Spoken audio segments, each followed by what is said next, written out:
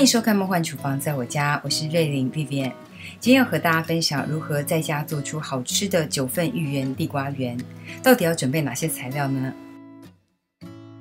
除了主角地瓜、芋头之外呢，就是粘合的淀粉。用地瓜粉、太白粉也是可以哦，不过因为遇冷比较容易变硬，所以我强烈建议大家使用树薯淀粉 Tapioca Starch。用地瓜粉、太白粉，除非你热热的吃哦，否则变凉吃就变硬了，口感就不好了。芋头、地瓜我们要先来去皮。生芋头的外皮呢，有一种物质皂角带，还没有加热之前碰到水，手会非常痒，所以记得削皮的时候呢，尽量不要碰到水，或是戴上手套来削皮。或是把整颗芋头微波或是蒸个5分钟，加热一下再来削皮。接下来我们要来蒸软我们的芋头，看是切片或是刨丝都可以。看你手边有哪些方便使用的工具都可以利用来操作。手动刨丝或是机器刨丝都可以。制作芋圆呢，加入的淀粉大概有一个比例100公克的芋头大致是对上40公克的树薯淀粉，这样比例做出来的芋圆呢，大概是比较 Q 一点的口感。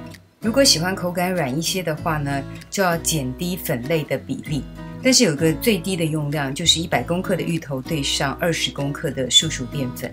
我们要来蒸我们的芋头了，我今天运用的是传统电锅，外锅约加入1.5米杯的水，原则上就是蒸到芋头变松软。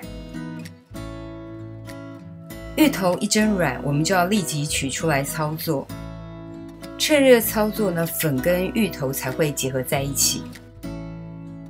因为芋头没有甜味，所以可以在里面拌入2小匙的糖。一定要趁热拌入树薯粉当中，可以用个捣泥的工具来拌。趁热压呢，可以有接近烫面的作用。跟一般食谱加入板娘板妈的做法有点接近。瞬间熟化的淀粉呢，可以让结构组织更有弹性，面团不容易粉裂，成型塑形的过程更好上手。淀粉加的越少，越可以吃到地瓜芋头，但相对口感偏软，面团在操作的时候也比较容易粘手。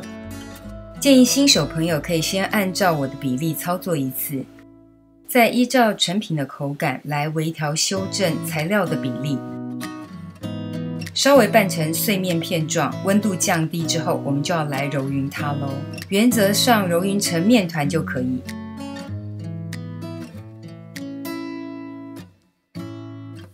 因为买来的芋头呢，还是多少会有水分的差异，大家还是要依照实际的情况来微调面团的状态。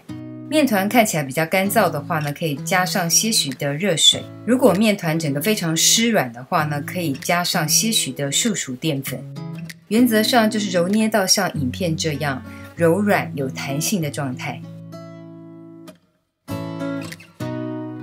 揉好的面团呢，我们把它收成一个圆形然后静置10到15分钟，松弛一下面团。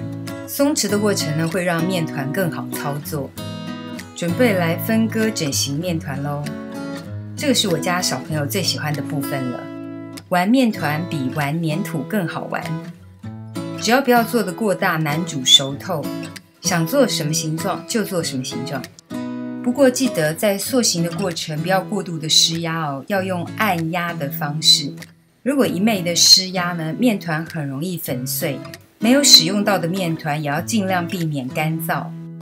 分割的时候呢，为了美观，也尽量拿锋利一点的刀。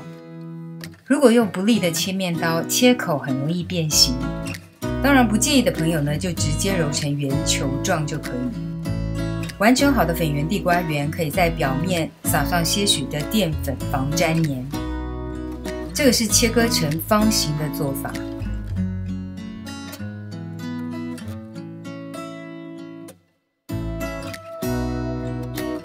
完成的芋圆地瓜圆可以立刻现煮来吃，或是放到密封保鲜盒当中，冷藏大概可以3-4天，冷冻储藏半年也没有问题。地瓜圆的做法呢完全相同，只不过少了砂糖的部分，因为地瓜带甜分。另外，因为地瓜的含水量比芋头高，所以树薯淀粉加的分量会更高。100公克的地瓜，我会用到70公克的树薯淀粉。这里有300公克的去皮地瓜，我用到210公克的树薯淀粉。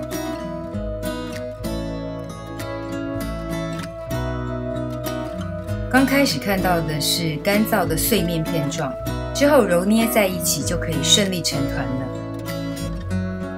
如果你买到的地瓜水分含量真的偏低，可以加上些许的热水，或是减少树薯粉的用量。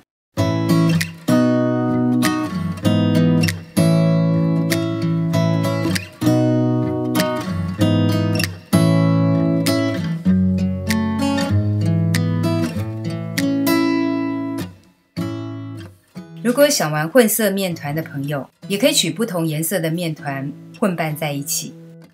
我取一部分的芋头面团混入些许的抹茶粉，这样就可以做出漂亮又天然的绿色面团。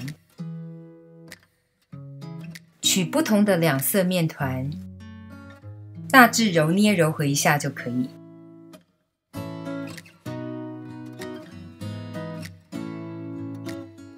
一样可以做成自己喜欢的形状。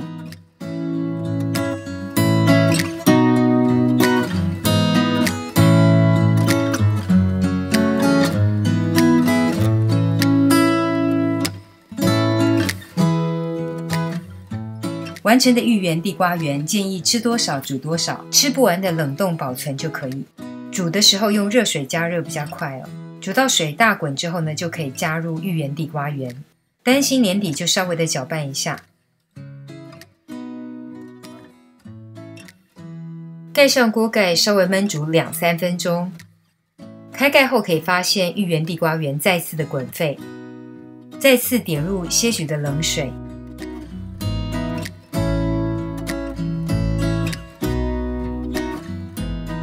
再次滚沸浮起时就完成咯。